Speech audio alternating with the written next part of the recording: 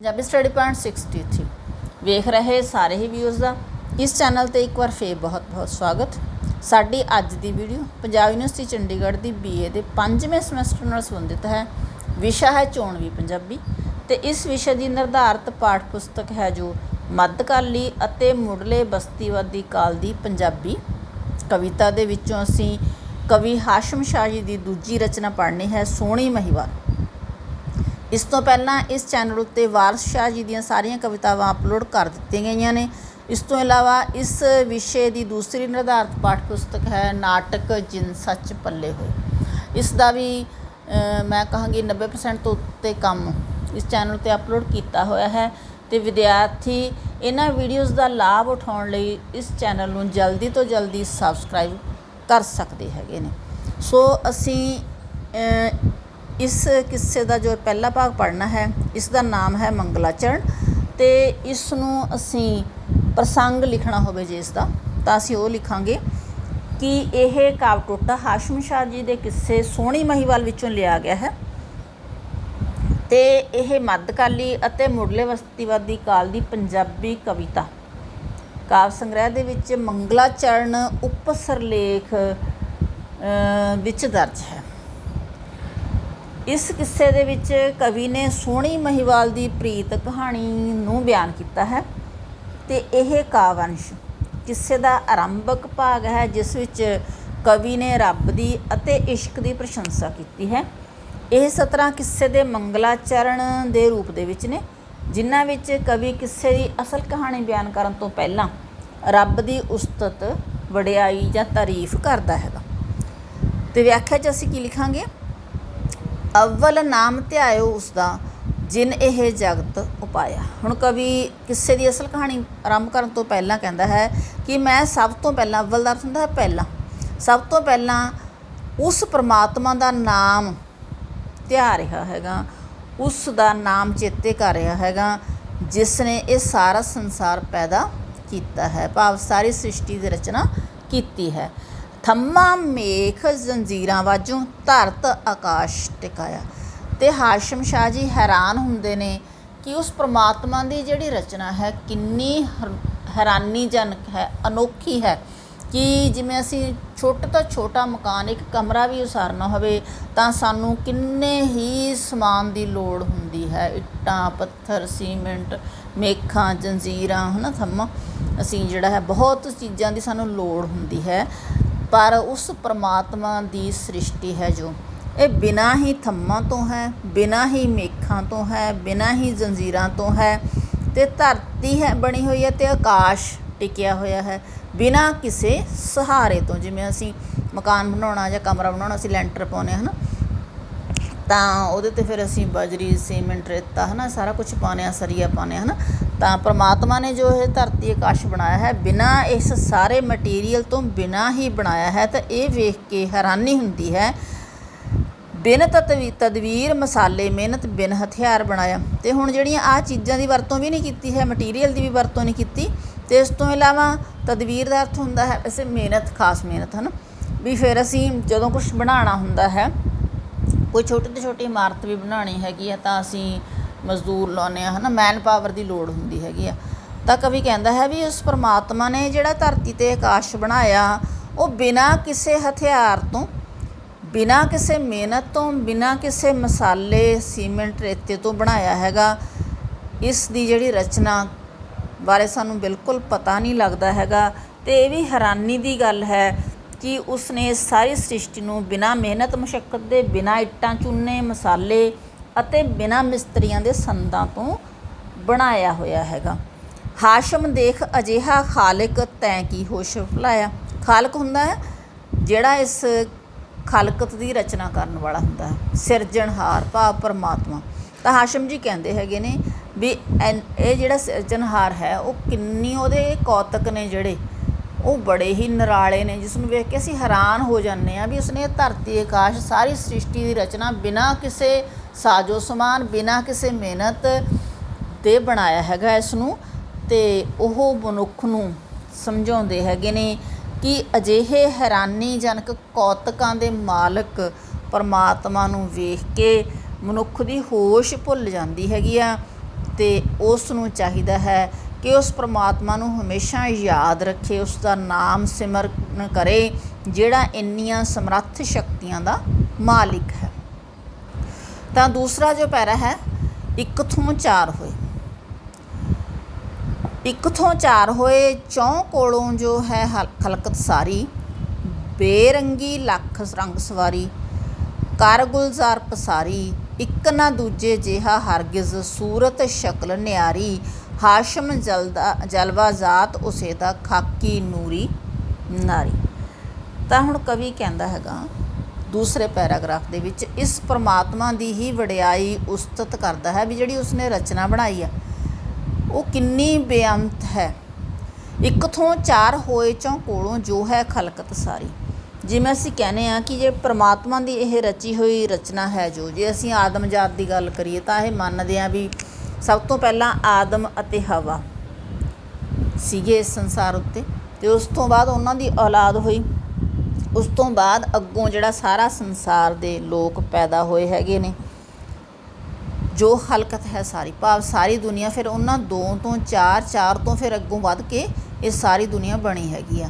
ਬੇਰੰਗੀ ਲੱਖ ਰੰਗ ਸਵਾਰੀ, ਅਤੇ ਇਹ ਜਿਹੜੀ ਦੁਨੀਆ ਹੈਗੀ ਆ ਉਸ ਦੇ ਵਿੱਚ ਹੁਣ ਬੇਰੰਗੀ ਦਾ ਮਤਲਬ ਕੀ ਹੈ ਵੀ ਵੱਖੋ ਵੱਖਰੇ ਰੰਗ ਨੇ, ਸਭ ਦਾ ਰੰਗ ਰੂਪ ਵੱਖਰਾ ਹੈ, ਹਰੇਕ ਦਾ ਰੰਗ ਰੂਪ ਦੂਜੇ ਨਾਲੋਂ ਵੱਖਰਾ ਹੈ।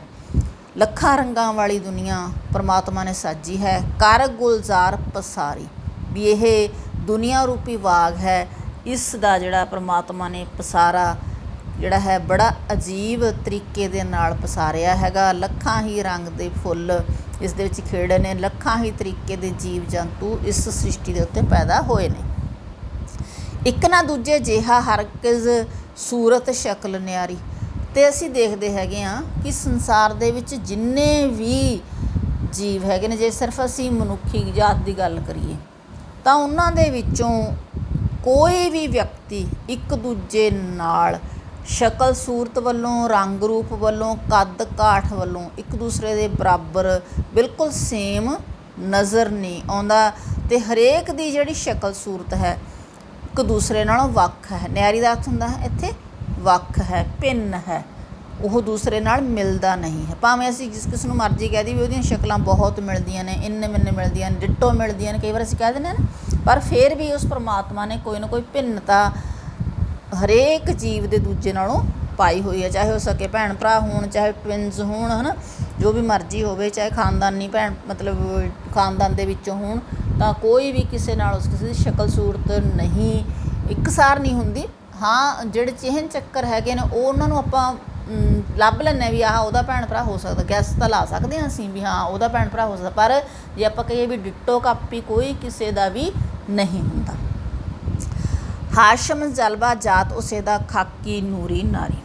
ਹੁਣ ਖਾਕੀ ਦਾ ਅਰਥ ਕੀ ਹੁੰਦਾ? ਖਾਕ ਕਹਿੰਦੇ ਨੇ ਮਿੱਟੀ ਨੂੰ, ਵੀ ਇਸ ਸੰਸਾਰ ਉੱਤੇ ਜਿਹੜਾ ਇਹ ਜੀਵ ਹੈ, ਹਰੇਕ ਜੀਵ ਹੈ ਉਹ ਮਿੱਟੀ ਦਾ ਹੀ ਬਣਿਆ ਹੋਇਆ, ਠੀਕ ਹੈ, ਅਤੇ ਉਸ ਪਰਮਾਤਮਾ ਦੇ ਨੂਰ ਤੋਂ ਬਣੇ ਹੋਏ ਜਾਂ ਮਿੱਟੀ ਤੋਂ ਬਣੇ ਹੋਏ ਸਾਰੇ ਜੀਵ ਜੰਤੂ ਨੇ, ਉਹ ਕੀ ਨੇ?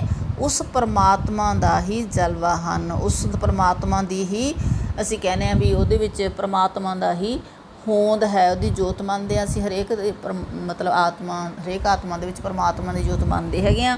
ਤਾਂ ਇਸ ਤਰ੍ਹਾਂ ਇਹ ਜੋ ਸੰਸਾਰ ਹੈ ਉਸ ਦੇ ਜਿੰਨੇ ਵੀ ਜੀਵ ਜੰਤ ਨੇ ਉਹ ਕਿਸੇ ਵੀ ਤਰੀਕੇ ਹੋਣ, ਹਰ ਇੱਕ ਦੇ ਵਿੱਚ ਰੱਬ ਦੀ ਜਾਤ ਦਾ ਨਜ਼ਾਰਾ ਮਿਲਦਾ ਹੈ ਰੱਬ ਜਾਤ ਮਕਾਨੂ। ਤਾਂ ਹੁਣ ਅਗਲਾ ਜੋ ਪੈਰਾ ਹੈਗਾ ਇਸ ਦੇ ਵਿੱਚ ਕਵੀ ਨੇ ਦੱਸਿਆ ਹੈਗਾ ਕਿ ਰੱਬ ਦਾ ਜਿਹੜਾ ਸਰੂਪ ਹੈ ਉਹਦੇ ਵਿੱਚ ਹੋਰ ਚੀਜ਼ਾਂ ਚਾਹੇ ਹੈਗੀਆਂ ਨੇ ਚਾਹੇ ਨਹੀਂ ਹੈਗੀਆਂ, ਪਰ ਉਹਦੇ ਵਿੱਚ ਸਿਦਕ ਬਹੁਤ ਹੈ। ਤਾਂ ਕੀ ਕਹਿੰਦੇ ਨੇ? ਹੈ ਰੱਬ ਜਾਤ ਮਕਾਨੋਂ ਜਿਸਮੋਂ ਹਿਰਸ ਹਵਾਓਂ ਖਾਲੀ। ਤਾਂ ਜਿਸ ਤਰ੍ਹਾਂ ਜਿਹੜਾ ਹੈ ਸਰੀਰ ਹੈ, ਤ੍ਰਿਸ਼ਨਾ ਦੀ ਜੋ ਭਾਵਨਾ ਹੈ ਸਾਡੇ ਸਾਰਿਆਂ ਦੇ ਮਨ ਦੇ ਵਿੱਚ ਹੁੰਦੀ ਆ, ਹੈ ਨਾ, ਅਤੇ ਜਿਸ ਤਰ੍ਹਾਂ ਜਿਹੜੇ ਹਰੇਕ ਜੀਵ ਦਾ ਇੱਕ ਜਿਸਮ ਹੁੰਦਾ, ਸਰੀਰ ਹੁੰਦਾ ਹੈ, ਅਤੇ ਉਹਦੇ ਅੰਦਰ ਜੋ ਹੋਰ ਭਾਵਨਾਵਾਂ ਹੁੰਦੀਆਂ ਨੇ ਉਹ ਵੀ ਹੁੰਦੀਆਂ ਨੇ, ਠੀਕ ਹੈ। ਤਾਂ ਕਵੀ ਕਹਿੰਦਾ ਹੈਗਾ ਕਿ ਰੱਬ ਦੀ ਹਸਤੀ ਹੈ ਜਿਹੜੀ ਉਹ ਕਿਸੇ ਸਥਾਨ, ਜਿਸਮ ਅਤੇ ਤ੍ਰਿਸ਼ਨਾ ਆਦਿ ਤੋਂ ਬਿਨਾਂ ਹੈ, ਠੀਕ ਹੈ। ਵੀ ਜਿਸ ਤਰ੍ਹਾਂ ਕੋਈ ਜੀਵ ਹੁੰਦਾ ਨਾ ਉਹ ਕਿਸੇ ਥਾਂ 'ਤੇ ਹੀ ਰਹਿੰਦਾ ਨਾ, ਵੀ ਉਹਦਾ ਕੋਈ ਮਕਾਨ ਹੁੰਦਾ ਹੈ, ਪਰ ਉਸ ਪ੍ਰਮਾਤਮਾ ਦਾ ਕੋਈ ਮਕਾਨ ਨਹੀਂ ਹੈ, ਉਸ ਦਾ ਕੋਈ ਜਿਸਮ ਨਹੀਂ ਹੈ, ਉਸ ਦੇ ਵਿੱਚ ਤ੍ਰਿਸ਼ਨਾ ਆਦਿ ਵਰਗੀਆਂ ਭਾਵਨਾਵਾਂ ਨਹੀਂ ਹਨ। ਪਰ ਤੂੰ ਸਮਝ ਹਜ਼ਾਰੂ ਅਕਲ, ਇਹ ਗੱਲ ਸਮਝਣ ਵਾਲੀ। ਅਕਲ ਦਾ ਅਰਥ ਹੈ ਅਕਲ ਵਾਲਾ, ਹਜ਼ਾਰੂ ਦਾ ਤਾਂ ਹਜ਼ਾਰਾਂ ਹੀ।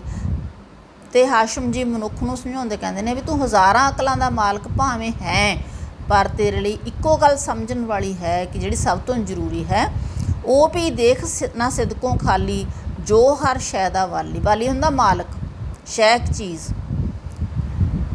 ਅਤੇ ਹਾਸ਼ਮ ਜੀ ਕਹਿੰਦੇ ਨੇ ਵੀ ਉਹ ਪਰਮਾਤਮਾ ਜਿਹੜਾ ਇਸ ਸੰਸਾਰ ਦੀ ਹਰ ਇੱਕ ਚੀਜ਼ ਦਾ ਮਾਲਿਕ ਹੈ, ਕਿਉਂਕਿ ਉਸਨੇ ਸਿਰਜਣਾ ਕੀਤੀ ਹੈ ਤਾਂ ਉਹ ਇਸ ਸਾਰੇ ਸੰਸਾਰ ਦਾ ਮਾਲਿਕ ਹੈਗਾ। ਤਾਂ ਉਹਦੇ ਵਿੱਚ ਹੋਰ ਚੀਜ਼ਾਂ ਭਾਵੇਂ ਸਾਨੂੰ ਨਜ਼ਰ ਨਾ ਆਉਣ, ਪਰ ਉਹਦੇ ਵਿੱਚ ਸਿਦਕ ਜ਼ਰੂਰ ਹੈ, ਭਾਵ ਉਹ ਸਿਦਕ ਤੋਂ ਖਾਲੀ ਨਹੀਂ ਹੈ। ਹਾਸ਼ਮ ਬੂਦ ਕੀਤਾ ਨਾ ਬੋਧੋਂ, ਹਿਕਮਤ ਇਸ਼ਕ ਸਿਖਾਲੀ। ਅਤੇ ਉਸ ਪਰਮਾਤਮਾ ਨੇ ਇਸ ਸਿਦਕ ਦੇ ਇਸ ਕਾਰਨ ਹੀ ਸੰਸਾਰ ਦੇ ਜਿਹੜੇ ਨਾਸ਼ਵਾਨ ਲੋਕ ਹੈਗੇ ਨੇ, ਨਾਬੁੱਧੋਂ ਅਤੇ ਬੂਦ ਇੱਕ ਦੂਜੇ ਦੇ ਅਪੋਜ਼ਿਟ ਸ਼ਬਦ ਨੇ ਬੇਟੇ। ਨਾਬੁੱਧੋਂ ਹੁੰਦਾ ਵੀ ਨਾਸ਼ਵਾਨ, ਅਤੇ ਬੂਦ ਹੈਗਾ ਅਸੀਂ ਕਹਿ ਸਕਦੇ ਹਾਂ ਅਵਿਨਾਸ਼ੀ। ਠੀਕ ਹੈ, ਵੀ ਜਿਹੜਾ ਉਸ ਪਰਮਾਤਮਾ ਨੇ ਮਨੁੱਖ ਜੀਵਾਂ ਨੂੰ ਇੱਕ ਦੂਸਰੇ ਨੂੰ ਪਿਆਰ ਕਰਨ ਦਾ ਜੋ ਜਜ਼ਬਾ ਸਿਖਾਇਆ ਹੈ, ਉਸ ਦੇ ਕਰਕੇ ਉਸਨੇ ਜੀਵਾਂ ਨੂੰ ਨਾਸ਼ਵਾਨ ਤੋਂ ਅਵਿਨਾਸ਼ੀ ਬਣਾ ਦਿੱਤਾ ਹੈ। ਭਾਵ ਹਰੇਕ ਜੀਵ ਦੇ ਵਿੱਚ ਇਹ ਭਾਵਨਾ ਹੁੰਦੀ ਹੈ, ਜਿਸ ਕਰਕੇ ਹੀ ਜਿਹੜਾ ਹੈ ਸੰਸਾਰ ਚੱਲਦਾ ਹੈ। ਜਦ ਹੈ ਸਾਰੀ ਮੁਰਾਦ ਇਸ਼ਕ ਦੀ।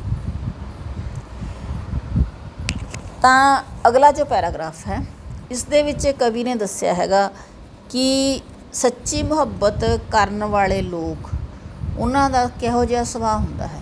ਜਦ ਹੈ ਸਾਰੀ ਮੁਰਾਦ ਇਸ਼ਕ ਦੀ, ਮੈਂ ਕਰ ਖਿਆਲ ਪਛਾਤੀ। ਤਾਂ ਉਹ ਕਹਿੰਦਾ ਹੈ, ਕਵੀ ਕਹਿੰਦਾ ਹੈਗਾ ਵੀ ਜਦੋਂ ਮੈਨੂੰ ਇਸ ਪਿਆਰ ਦੀ ਭਾਵਨਾ, ਇਸ਼ਕ ਦੀ ਭਾਵਨਾ ਦੀ ਜਾਣਕਾਰੀ ਹੋਈ, ਤਾਂ ਫਿਰ ਮੈਂ ਉਸ ਨੂੰ ਧਿਆਨ ਦੇ ਨਾਲ ਸੋਚਿਆ, ਪਛਾਣਿਆ। ਕੀ ਗੱਲ ਦੀ ਪਛਾਣ ਕੀਤੀ? ਦਰਦ ਬੰਦਾਂ ਦੀ ਸਿਫਤ ਮੁਹੱਬਤ ਐਨ ਸਹੀ ਕਰ ਜਾਤੀ। ਜਾਤੀ ਹੁੰਦੇ ਜਾਣ ਲਿਆ। ਅਤੇ ਮੈਂ ਬਿਲਕੁਲ ਠੀਕ ਪਛਾਣਿਆ ਇਹ ਕਿ ਉਹ ਲੋਕ ਜਿਨ੍ਹਾਂ ਜਿਹਨਾਂ ਦਾ ਸੁਭਾਅ ਹੈ ਦੂਜੇ ਦਾ ਦੁੱਖ ਮਹਿਸੂਸ ਕਰਨਾ, ਦਰਦਵੰਦ, ਕਿ ਉਹਨਾਂ ਦੀ ਜਿਹੜੀ ਸਿਫਤ ਹੁੰਦੀ ਹੈ, ਉਹਨਾਂ ਦਾ ਗੁਣ ਹੁੰਦਾ ਹੈ ਕਿ ਉਹ ਮੁਹੱਬਤ ਕਰਦੇ ਨੇ, ਉਹਨਾਂ ਦੇ ਵਿੱਚ ਪਿਆਰ ਦੀ ਭਾਵਨਾ ਹੁੰਦੀ ਹੈਗੀ ਆ। ਤਾਂ ਇਹ ਸ਼ੌਕ ਪਿਆ ਵਿੱਚ ਦਿਲ ਦੇ, ਕਰ ਮਿਹਨਤ ਦਿਨ ਰਾਤੀ। ਅਤੇ ਫਿਰ ਕਹਿੰਦਾ ਵੀ ਮੇਰੇ ਮਨ ਦੇ ਵਿੱਚ ਇਹ ਭਾਵਨਾ ਦਾ ਜਿਹੜਾ ਸ਼ੌਕ ਪੈਦਾ ਹੋ ਗਿਆ, ਵੀ ਮੁਹੱਬਤ ਦਾ ਜਿਹੜਾ ਸ਼ੌਕ ਹੈ ਮੇਰੇ ਦਿਲ ਦੇ ਵਿੱਚ ਪੈਦਾ ਹੋ ਗਿਆ, ਅਤੇ ਮੈਂ ਇਸ ਲਈ ਰਾਤ ਦਿਨ ਮਿਹਨਤ ਕਰਨ ਲੱਗਿਆ। ਹਾਸ਼ਮ ਦਰਦ ਬੰਦਾਂ ਦੀ ਹਾਲਤ ਕਹੀ ਸਦਾ ਰੰਗ ਰਾਤੀ।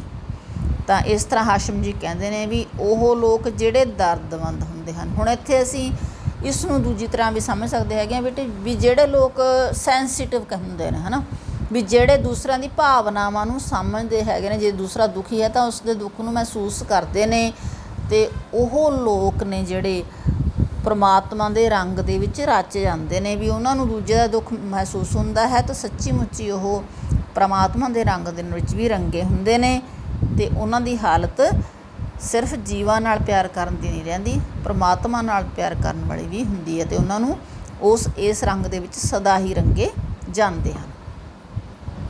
ਇਹ ਤਾਂ ਸੀਗੇ ਆਪਣਾ ਕਿੱਸੇ ਸੋਹਣੀ ਮਹੀਵਾਲ ਦੇ 4 ਭਾਗ ਜੋ ਆਪਾਂ ਪੜ੍ਹੇ ਹੈਗੇ ਨੇ, ਹਾਸ਼ਮ ਸ਼ਾਹ ਦੇ ਲਿਖੇ ਹੋਏ, ਉਹਨਾਂ ਦੀ ਪ੍ਰਸੰਗ ਦੱਸ ਕੇ ਵਿਆਖਿਆ। ਅਤੇ ਹੁਣ ਆਪਾਂ ਇਸ ਵਿਸ਼ੇ ਨਾਲ ਸੰਬੰਧਿਤ ਹੀ ਅਗਲਾ ਪ੍ਰਸ਼ਨ ਵਾਚਦੇ ਹੈਗੇ ਹਾਂ।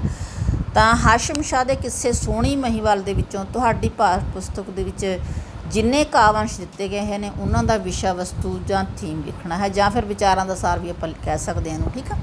ਪਾਠ ਪੁਸਤਕ ਮੱਧਕਾਲੀ ਅਤੇ ਮੁੱਢਲੇ ਵਸਤੀਵਾਦੀ ਕਾਲ ਦੀ ਪੰਜਾਬੀ ਕਵਿਤਾ ਵਿੱਚ ਹਾਸ਼ਮ ਦੇ ਕਿੱਸੇ ਸੋਹਣੀ ਮਹੀਵਾਲ ਦੇ ਵਿੱਚੋਂ ਕੇਵਲ 4 ਅੰਸ਼ ਦਿੱਤੇ ਗਏ ਨੇ, ਜਿਨ੍ਹਾਂ ਦਾ ਸੰਬੰਧ ਕਿੱਸੇ ਦੇ ਆਰੰਭਕ ਭਾਗ ਵਿੱਚ ਦਿੱਤੇ ਗਏ ਮੰਗਲਾਚਰਨ ਦੇ ਨਾਲ ਹੈ। ਇਹਨਾਂ ਕਾਵਿ-ਅੰਸ਼ਾਂ ਦਾ ਵਿਸ਼ਾ ਪਰਮਾਤਮਾ ਦੀ ਮਹਿਮਾ ਹੈ, ਅਤੇ ਇਹ ਦੱਸਣਾ ਹੈ ਕਿ ਉਹ ਵੀ ਇਸ਼ਕ ਤੋਂ ਖਾਲੀ ਨਹੀਂ ਹੈ, ਅਤੇ ਇਹ ਇਸ਼ਕ ਦਰਦਮੰਦ ਲੋਕਾਂ ਦੇ ਦਿਲਾਂ ਵਿੱਚ ਹੁੰਦਾ ਹੈ। किस्से के आरंभ ਦੇ ਵਿੱਚ ਹਾਸ਼ਮ ਉਸ परमात्मा ਨੂੰ याद करता है जिसने यह सारा संसार पैदा किया है ਅਤੇ बिना थम्मा बिना किल्लां मेखां ਅਤੇ जंजीरां ਤੋਂ धरती ਅਤੇ आकाश स्थिर करके टिका दिते ने। उसने बिना किसी तदवीर तो बिना किसी मसाले ਅਤੇ संदां तो यह सब कुछ सिरज दिता है। हुण संद दा मतलब की है भी जिवें मकान बनाने है ना, बहुत सारे संदां की लोड़ हुंदी हैगी आपां नूं है ना, तो इस तरह जिहड़ा है ये जिहड़ा परमात्मा ने जिहड़ी ये सृष्टि रची है बिना ही किसी जिहड़ा है समान तो बनाई हैगी। अजिहे सिरजणहार नूं सानू हमेशा याद रखना चाहिए है। उसदे पैदा किए हुए आदम अते हवा दोनों तो पैदा होके पहला 4 बंदे होए, फिर सारी दुनिया बन गई।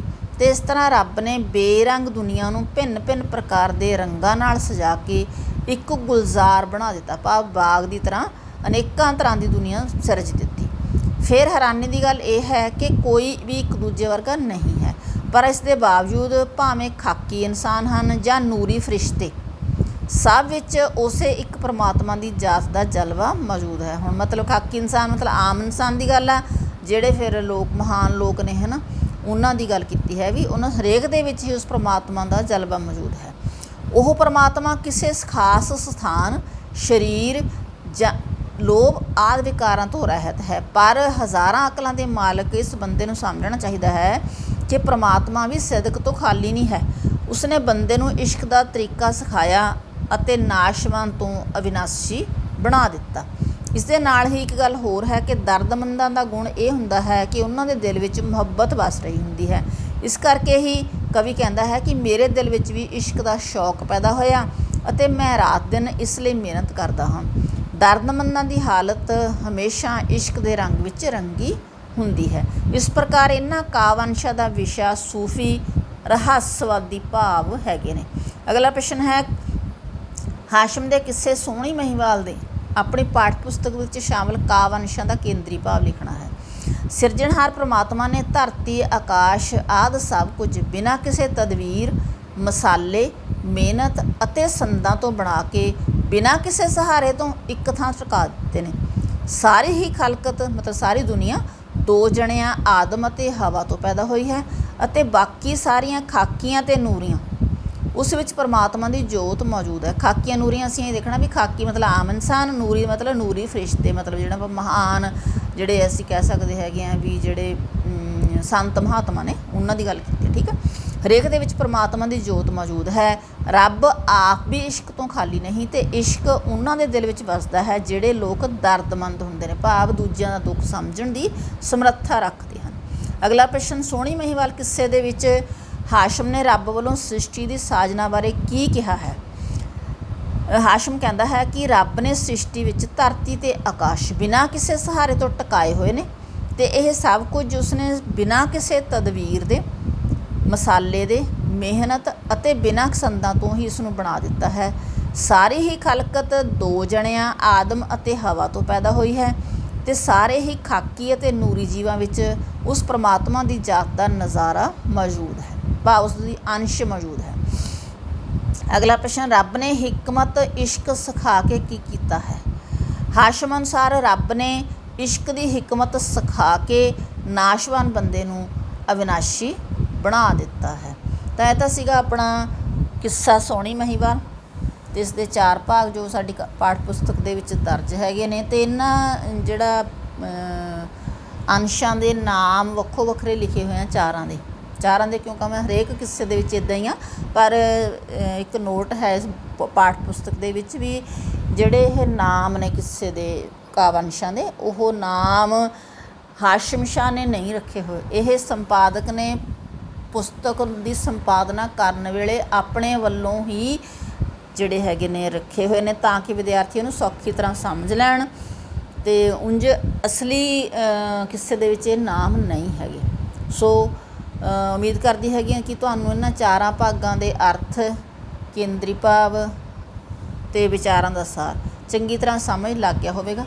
जेकर वीडियो चंगी लगी तो लाइक ते कमेंट करो, फ्रेंड्स दे नाल वध तो वध शेयर करियो। जेकर चैनल ते नवे आए हैगे हो तो इस चैनल की प्लेलिस्ट भी जरूर वेखियो, हो सकता है कोई होर काम तुहाडी पढ़ाई लई लाभदायक होवे। ਤੇ ਜੇਕਰ ਅਜਿਹਾ ਹੋਇਆ ਤਾਂ ਚੈਨਲ ਨੂੰ ਸਬਸਕ੍ਰਾਈਬ ਕੀਤੇ ਬਿਨਾਂ ਬਿਲਕੁਲ ਨਾ ਜਾਇਓ ਤੇ ਅਜਿਹਾ ਕਰਦੇ ਹੋਏ ਬੈਲ ਆਈਕਨ ਵੀ ਪ੍ਰੈਸ ਕਰਿਓ ਤਾਂ ਕਿ ਤੁਹਾਨੂੰ ਰੋਜ਼ਾਨਾ ਅਪਲੋਡ ਕੀਤੀਆਂ ਜਾਣ ਵਾਲੀਆਂ 1 ਜਾਂ 2 ਵੀਡੀਓਜ਼ ਦੀ ਨੋਟੀਫਿਕੇਸ਼ਨ ਸਭ ਤੋਂ ਪਹਿਲਾਂ ਮਿਲੇ। ਫਿਰ ਮਿਲਦੇ ਹੈਗੀਆਂ ਅਗਲੀ ਵੀਡੀਓ।